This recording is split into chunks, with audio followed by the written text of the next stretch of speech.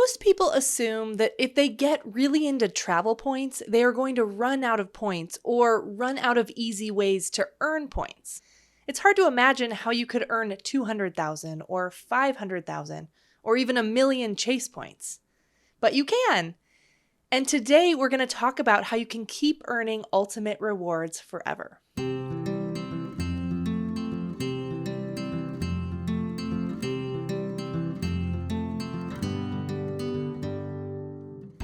Welcome back to Points for Normal People.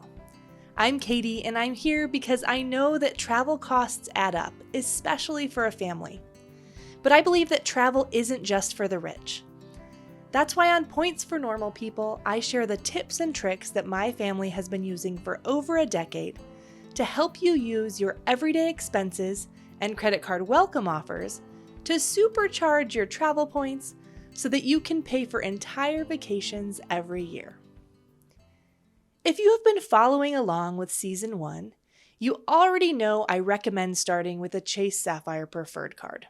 For almost everyone getting into travel points, this is the card that will make sense.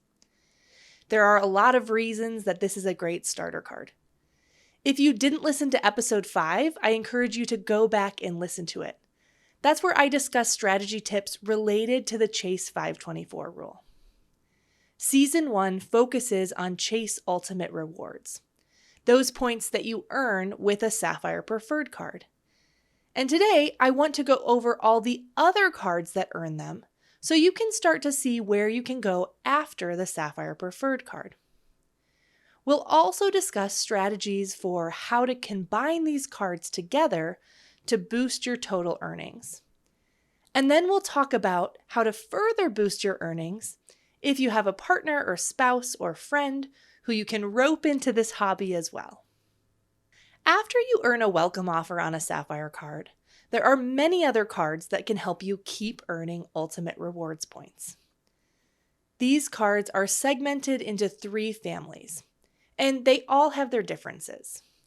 Don't worry, I promise you can learn this. The fact that there are a lot of cards that earn ultimate rewards is really good news. It means these points are relatively easy to earn, especially with welcome offers. But to keep earning them, you'll want to understand all the nuances of these different options. I'm saving the best for last, so be sure to listen to the full episode. So first we have the Sapphire family. There are 3 cards in this family. It's also the most restrictive family of cards. And holding any of the Sapphire cards affects your eligibility for earning a welcome offer on any of the others. The Sapphire family includes the Sapphire Preferred, which we've talked about a lot. The Sapphire Preferred has a $95 annual fee. You might see this card abbreviated as CSP online. The CSP stands for Chase Sapphire Preferred. The Sapphire family also has a no annual fee card that's just called the Sapphire. It's not open for new signups, but I want to mention it because some of you may have it. So besides those, the Sapphire family also has a Sapphire Reserve. This is often abbreviated as CSR. I don't recommend the Sapphire Reserve for most beginners. That's because it's harder to get the full value out of the annual fee.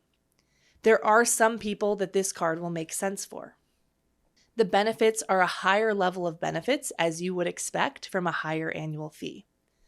I'll link in the show notes my guide to the Sapphire Preferred, which has a section discussing when you might want to consider the Sapphire Reserve instead. So again, within the Sapphire family, there are these 3 cards: the no annual fee Sapphire, the Sapphire Preferred, and the Sapphire Reserve. An extra perk is that the Sapphire cards allow you to refer a friend or family member to get their own Sapphire card. Referrals are a great way to earn more points if you're in what we often refer to as 2-player mode, meaning you have 2 people in your household opening cards for points. If you're single and can rope another friend into opening cards for points, you could also refer each other back and forth to cards to get those bonus points. In case your mind is churning, I will also mention that any cards that have referrals have a cap each year on how many times you can refer someone and get a kickback of those referral points. Usually it's about 5 referrals per card.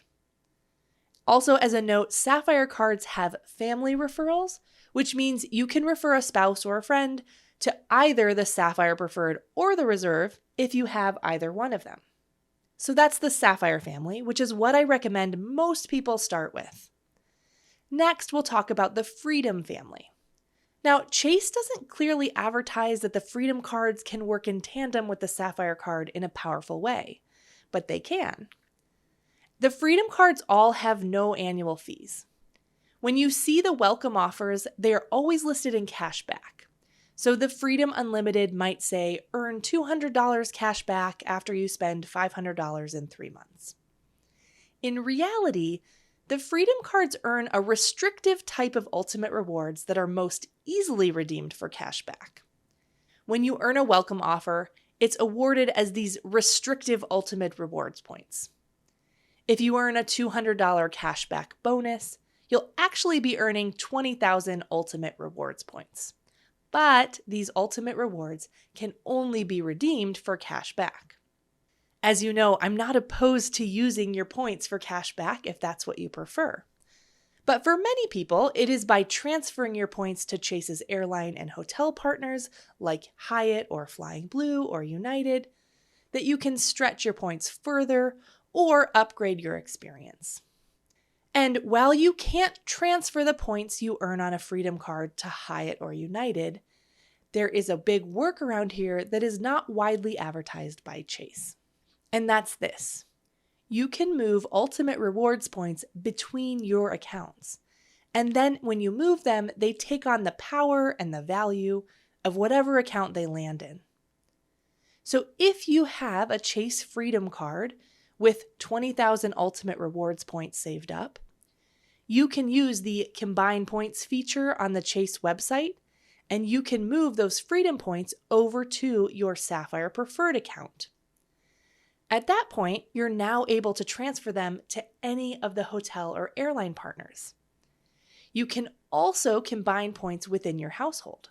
So as long as just one person in your household has a Sapphire card, you'll retain the ability to transfer points to airlines and hotels. So as an example, I can transfer points from my Freedom card to my husband's Sapphire card, and from there, he can transfer those to his Hyatt account. And that ability to combine points across your household and across your own accounts is what really opens up more possibilities. So let's go back to the Freedom cards and talk about the distinctions. There are 2 Freedom cards that I'm going to discuss. You can hold both of these. You can also earn a welcome offer on both of these. Getting a welcome offer on one doesn't prohibit you from getting the welcome offer on the other. But you'll want to tread carefully here because these are going to add to your 524 account. So while the welcome offers are easy to earn, these may not be the ones you want to focus on. Many people may want to use their 524 slots for cards that earn more points. I include opening a Freedom card in the 1-person version of my 3-year plan, but not currently in my 2-person version. You could add it to the 2-person version if you see that you will still be under 524 and it doesn't affect the other cards you might want to get. So let's talk about the versions of this card and how they work into an overall strategy. The Freedom Unlimited card is one that some people like to use as an everyday card when they aren't working on a sign-up bonus, especially if you don't want to track which cards earn more on which categories. That's because the Freedom Unlimited earns 1.5% cash back or 1.5 points per dollar as a base rate. This is the main thing that distinguishes this card. I think it's called the Freedom Unlimited because it is unlimited cash back at this slightly higher rate, the 1.5x rate. Now, the Freedom Flex is a different card. It's more adaptable or flexible in how it earns points, hence why it's called the Freedom Flex. I don't actually know that for sure, but it makes sense to me, and it helps me remember the difference. Freedom Flex has rotating categories each quarter that earn at a higher 5x rate. But Chase, of course, isn't going to make it super easy for you to earn 5 points per dollar. These categories change every quarter, and they make you click a button every quarter to activate this 5x earning. And this 5x earning isn't unlimited. You can only earn it on $1,500 per quarter. But as an example, in quarter one, let's say the 5x earning bonus is for purchases from Amazon.com. That means that if I spend $1,500 on Amazon from January 1st to March 31st, I would earn 5x, or a total of 7,500 points. This can be a good way to earn points throughout the year if you want to do that extra effort of paying attention to those 5x categories. As you know, if you listened to episode 1, I personally don't pay attention to a lot of these bonus categories for earning because I don't want to devote the headspace to it. Instead, I focus on regularly opening new cards so that almost all of my spending is going towards a new card member bonus. But if you have the headspace, or you have more spending, or if you only want to open a few cards a year and you want to earn extra points, you could get the Freedom Flex and then pay attention to these rotating categories. There is also an older Freedom card that's just called the Chase Freedom that operates almost the same as the Freedom Flex. Overall, here are a few things to know about the Freedom cards. Number 1, they all have no annual fee. Number 2, you could get all of them that offer a welcome bonus if you wanted to. Number 3, you can refer anyone to any of the Freedom cards if you have just one of them. Same as the Sapphire, it has family referrals. And also, you'll need to combine the points you earn on a Freedom card with a Sapphire card in order to get the full benefits, the transfer possibilities of the points. The Freedom cards are also a great option for college students who are looking to get started with a credit card. And they can be a good secondary card to pair with a Sapphire card. But I said I'd save the best for last, and I did. This last family of cards is the most powerful as far as earning points, especially from welcome offers. And that's the Ink family of cards. This is the last family of cards that earns ultimate rewards. Ink cards are business cards. Before you stop listening, I want to say that almost everyone can qualify for a business card, and I'll discuss this in detail in a later episode. In the meantime, I will link my article about this in the show notes. Ink cards are the secret sauce in earning lots of ultimate rewards points. There are 3 reasons for this. First, as business cards, they won't add to your 524 count. This is a huge advantage over the Freedom cards. Next, they have the highest standard bonuses of all of the cards that earn Chase Ultimate Rewards. They typically offer 75,000 to 100,000 points as the welcome offer. And last, they have very generous referral bonuses. So if you're in a 2-person household, you'll earn even more ultimate rewards by referring each other back and forth. This is especially true because, like the Freedom and Sapphire families, Ink cards enjoy the benefit of having family referrals. If I have any of the Ink cards, I can refer a friend or family member to any of the other Ink cards, not just the one that I have. For years, the referral bonus was 20,000 points for the Ink cards. Even at 20,000, that's a lot of referral points. Ink cards are the fastest way to earn ultimate rewards, and they also have the least impact to your credit score and 524 score, so that's a huge win-win. Now, as far as card products, Ink cards are kind of a mashup between Freedom cards and the Sapphire cards in some ways. But Chase actually kept this a little easier for us to remember by using some of the same words so we can find the parallel cards. The Sapphire Preferred has a parallel business card in the Ink Preferred card. Now, these cards aren't identical, but they allow you to transfer your ultimate rewards to all the Chase hotel and airline partners. So remember when I said if you have a Freedom card, you need a Sapphire Preferred or Sapphire Reserve card to transfer points? This isn't the whole truth. You need one of those, or you could also have an Ink Preferred card. Ultimately, you need one Chase card that has an annual fee in your household to be able to transfer points to airline and hotel partners. There are also no annual fee Ink cards. The Freedom Unlimited card has a parallel business card in the Ink Unlimited card. Like the Freedom Unlimited, the Ink Unlimited has a $0 annual fee. The welcome offer will always be listed as cash back. And like a Freedom Unlimited, you'll need to combine your points from an Ink Unlimited with a Sapphire or, yes, an Ink Preferred in order to transfer them to a partner. Like a Freedom Unlimited, the Ink Unlimited also earns 1.5% cash back or 1.5x as a default on purchases. And there's no cap on this because it is unlimited. And Ink Unlimited is what I use as my default business card. Those are the two Ink cards with direct parallels. The Ink Preferred, which parallels the Sapphire Preferred, and then the Ink Unlimited, which parallels the Freedom Unlimited. I know by this point, some of you may be feeling like you can't learn another card name, but there are just two more and then I'm done. There is another Ink card that sort of parallels the Freedom Flex, but not quite. And this has a different name altogether. Chase didn't want it to be that easy for us to understand these things. This is the Ink Cash. The Ink Cash has some areas that it earns 5x cash back or points in office supply stores and internet and cable and phone services. But these categories don't rotate. And it isn't unlimited. These areas do have a cap of $25,000 per year. This card is in many ways similar to the Ink Unlimited, just with different earning categories and structure. The Ink Cash, like the Ink Unlimited, has a $0 annual fee. And the welcome offer will always be listed as cashback.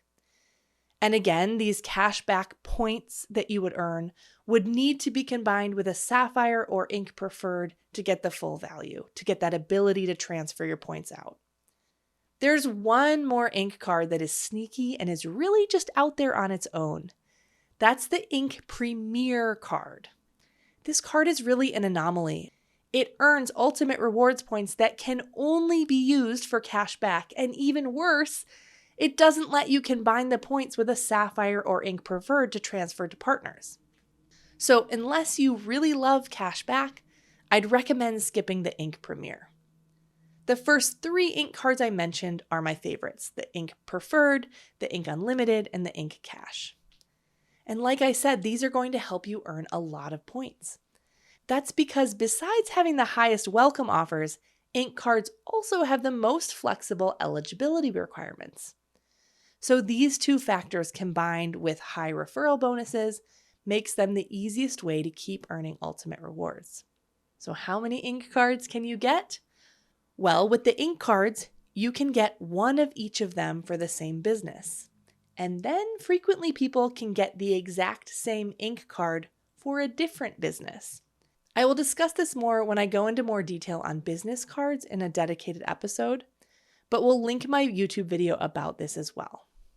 There aren't currently any terms on the Ink offer page or application page that lists restrictions of how long you have to wait after getting an Ink card to get another.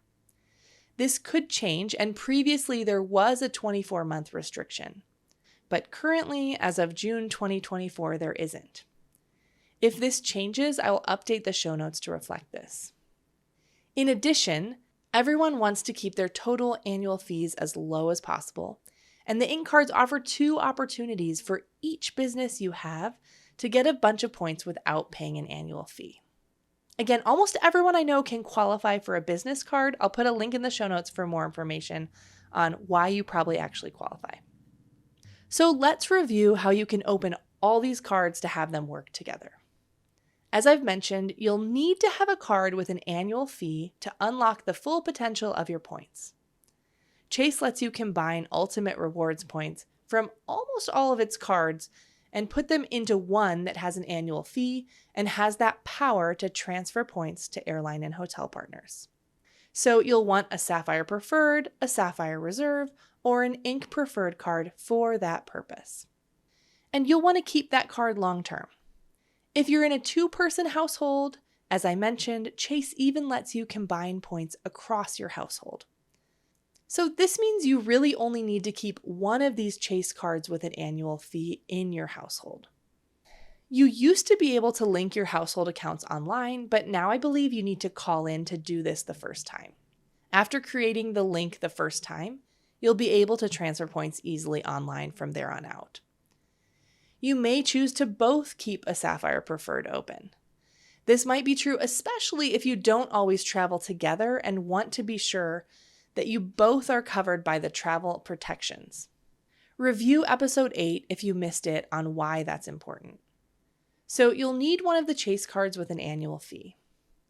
Here's a few more factors you should take into account regarding your overall strategy with earning ultimate rewards points. All of these are taken into account with my 3-year plan. So if you want to keep it easy, just check it out. It's linked in the show notes. First, you'll want to space out your applications with Chase. Even though the Chase Ink cards don't add to your 524 count, that doesn't mean that you should open one every 30 days. Frankly, I think that's much too fast. Overall, I recommend that any person apply for at a maximum 4 Chase cards in any given 12-month period. That breaks down to about every 3 months or every 90 days.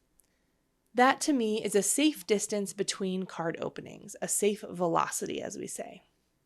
There are periods when Chase goes through and shuts down accounts that it suspects are fraudulent or who are excessively gaming the system. I don't want to scare you. Every account or data point I've read through on shutdowns throughout the years has been doing something more extreme than what I recommend. It's because I've been in this hobby for more than a decade that I've seen this happen, and I've seen it happen in waves. I read the data points, and I've created a system that safely accounts for that. And it allows you to earn a lot of points without doing what I think is risking shutdown for going against the terms. You'll also want to be tracking the total credit limit that Chase has extended to you. Chase seems to start denying people if the total credit extended to them by Chase is reaching 50% of their income.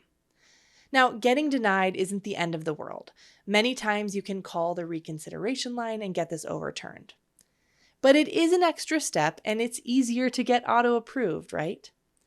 So what I try to do if I'm getting close to that point where I add up all of the credit limits on all of my Chase cards, and if it is reaching 50% of our household income, I often proactively lower my credit limit on one card before I apply. This seems to help with auto-approval. You can just call the number on the back of your card and ask to lower the credit limit.